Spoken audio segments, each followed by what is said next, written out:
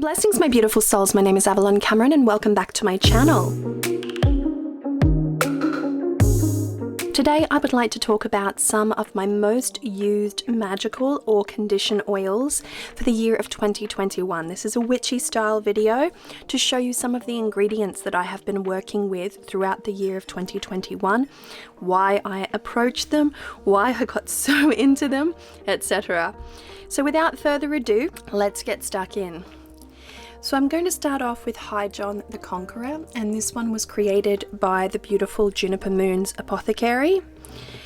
2021 was a hell of a year. I broke my ankle and tore my ligament on the very day of my birthday, and I just reached for this because it's all about rising above. It's all about that, igniting that inner strength. I find that many times we are desperately searching for the type of strength that is necessary to get us through a situation, and that strength is buried deep within. And I find that High John the Conqueror is the type of ingredient that helps you to locate that within yourself and helps you to pull it out and really just smooth it out a little bit. It's hard to explain, but it is a really good oil for lifting the spirits as well, I find, and just for rising above in general. It's a conquering type of oil, so it can be used to help to conquer fears, and it can be used to conquer certain situations in various different ways. So the applications are almost endless, really, when you start to think about it and really start to break it down. But this is a beautiful version of that oil. It's muddy, it's dirty, it's everything that I need it to be, and I absolutely love it. I have been using a lot of it. This is a practitioner style bottle as opposed to your standard condition oil size there. So this is a much bigger version of it. And within the Juniper Moon brand as well, you can see we have the smaller version and then we have the practitioner size. And I love me some practitioner sized oils because I tend to go through my oils really quickly. So moving on to another Juniper Moon one, I have Verbena oil, and this is so mesmerizing to look at. It is just so beautiful. Here is a oil that I do not leave home without wearing it on my body or on a talisman in some way, shape or form. For me, there's this element of protective quality, of alertness to it, and being that I had a car accident last year, and oh my gosh, it was under the worst of circumstances. All 3 kids in the car. Anyways, after something like that, the car almost rolled. I ended up in a ditch. I hit an electric fence. I closed down the friggin' road. I closed down a street, folks. After that, I got the heebie-jeebies. You know how you have a bit of trauma when you step away from an event like that? And every time I left the house, I had my Verbena oil on, as well as my Florida water. And so it just became a bit of a staple. But as a meditation tool, all on its own, just look at how beautiful it is. It's so well made. It's a beautiful, beautiful oil, and I highly, highly recommend it. And tiny drops. All you need is a tiny little drop. In fact, I seldom even use the dropper. This has been soaking in there. I'll just go like that and then start to rub it all over myself. So a little goes a long way. It might not look like I've used a lot, but a little goes such a long way. And they are very high quality condition oils as well. So let's move on to the next one.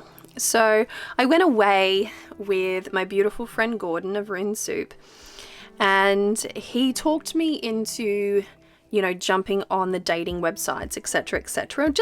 It wasn't even about the websites. It was more about just putting myself out there, and more than that, allowing me to accept the fact that I was broadcasting a fuck off kind of energy, which seems odd, but I was obviously in a protective mindset. But he's like, the time has come.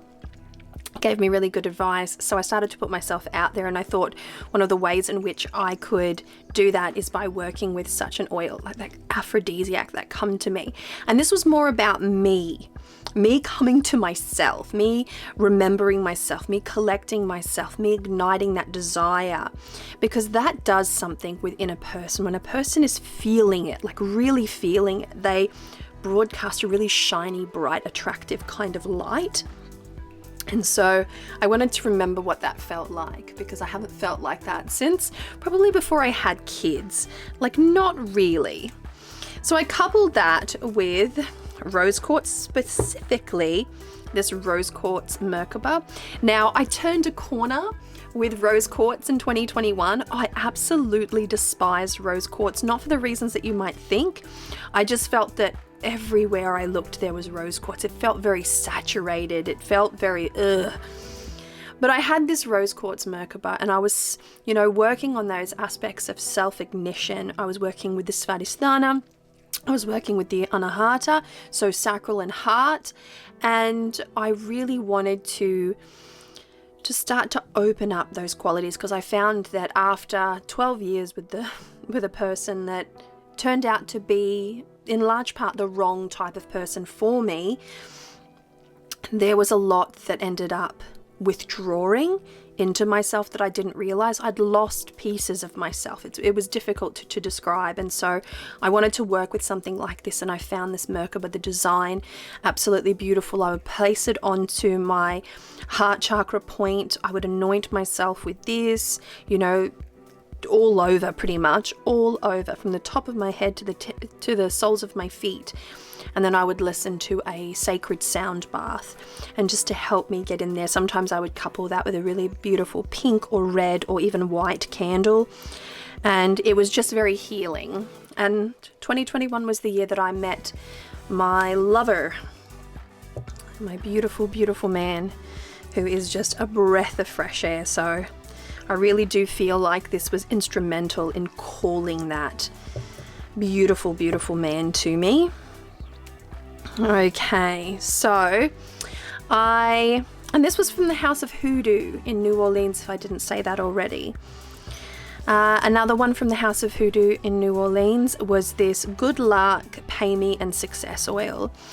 Now, the way that I used this was through the settlement process of my divorce. We were settling up our property, our finances and everything like that, and I had this icky feeling that things weren't going to go the way that I needed them to go, and I wasn't after oodles of money. We were trying to do a fair split. We're 50-50 custody. We're just trying to do everything as fairly as possible. I'm not looking to take more from him or anything like that, or I wasn't, and neither was he with me, so we were very fair about it, but there was just something very untrusting.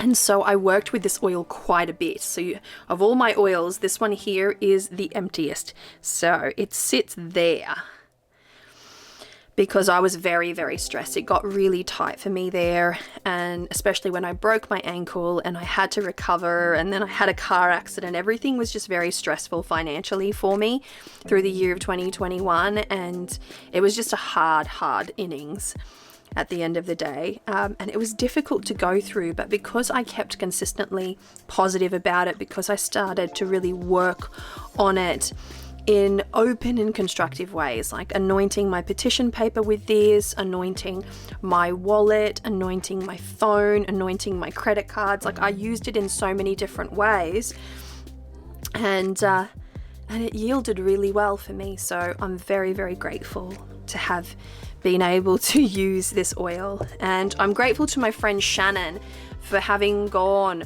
to New Orleans all those years ago now and securing me some really great condition oils straight from the House of Hoodoo. Now this one's missing its label. Crown of Success. It fell off. What can I say? I've been using it a lot. This is a Crown of Success, so without the label you get to see it a lot more. And good sediment, chunky. As you can see, I've used it quite a bit. I was using this oil and this oil together because, quite frankly, one just didn't seem enough. My situation felt dire at a point there, and I just needed that extra something. But with success, I also found that I was feeling a bit creatively stuck, and because I was focusing on opening myself up creatively, what happened is that I found the spark. I found the successful element in which to latch onto and begin to share. And so that's when I started to do my witchy rambles on, my almost like the revival of the This Witch's Perspective on my channel. And so that was an instrumental ingredient in that particular one. And towards the end of last year, I got a beautiful witch's, I want to say roots or a witch's bounty. I think it might have been a bounty actually, and it came with, it was a bounty because I remember it now, it was a pendant. I have it here. So this one was focused on Ganesha, and my understanding of the Hindu pantheon isn't great, but I have a beautiful metaphysical Indian friend, and I'm told often that aside from being quite the foodie god, Ganesha is prolifically known in fact, as the remover of obstacles. And seeing as I had a hell of a lot of obstacles to remove last year, I really leaned into this one and anointed talismans and really worked with, opening up my doorways, opening up, my front gate. I anointed so many things with this oil just to sort of open up those pathways and remove those obstacles. I managed to make peace between myself and some of our neighbors. Not that we had any kind of quarrel, but there's always been a sense of uneasiness between us because of who knows why. I just don't understand why.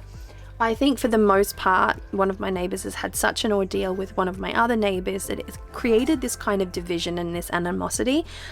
But it's really helped a lot to remove those obstacles. We're in contact almost daily now. We look after one another. We keep an eye out for one another. The neighbor calls up if he sees my puppy down the road and all of that kind of good fun stuff. So there you have it. And so there are a couple of other honorable mentions as well that are currently poised on my other altar, my other working altar, and they are abramelin, which is an oil that I use to anoint my ritual tools, and that came to me. So I sometimes anoint, very sparingly mind you, the corners of tarot decks and oracle decks and things of that nature. And there is a queen bee oil that I'm currently using for my new year ahead readings. So I do a magical new year ahead every year and I get inundated with readings, and I typically like to use that particular oil, that queen bee, that queen essence, and it works for male and female to rise above and to find the mojo and to really get the party started. I rub it on my hands, I use it on all my tools. It's a beautiful, beautiful oil to really get the party started, and I think it's fantastic to be used in that manner at the very start of the year, because I want all of that queen bee style energy to be infused in the year of 2021 for all my beautiful clients. And so it's a little act of magic, it's a little ritual that I like to do that hopefully traverses digital media and makes its way through to the lives of my beautiful clients. So those two are my honorable mentions. And my beautiful souls, in the meantime, I'll check back with you again with another most used of 2021, because I've really loved this process of reflecting on all the things that I did reach for and use. Like last year, I made an inordinate amount of dream pillows. So I'm going to go through that process with you as well, because it was one of my most, prominent witchy crafts, if you will, for the year of 2021. So there we have it, my beautiful souls. I hope that you have enjoyed this video. If you have, please do give it a thumbs up, like, share, and subscribe if you haven't already. Become part of our little family, our beautiful community here. Comment below on some of the oils that you personally used throughout the year of 2021, or that you felt very drawn to using, and I will interact with you in the comments. In the meantime, I'm wishing you so much love, luck, peace, and joy. Take care, and I will chat to you again soon. Mwah. Bye.